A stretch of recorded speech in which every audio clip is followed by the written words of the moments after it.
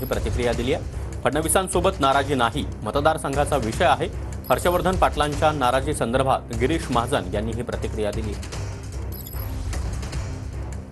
त्यावेळी एका साखर कारखान्याच्या बैठकीच्या वेळेला शरद पवार साहेबांची आणि त्यांची भेट झालेली होती असं आपणच दाखवलं।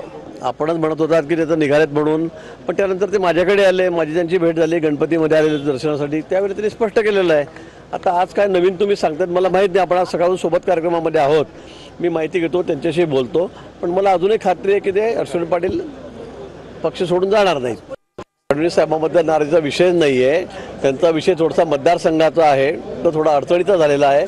कारण तिथे मामा जे आमदार आहेत ते त्या ठिकाणी अजित पवार साहेब जे आहेत त्यांच्या गटाचे आहेत, अजितदादांच्या गटाचे आहेत।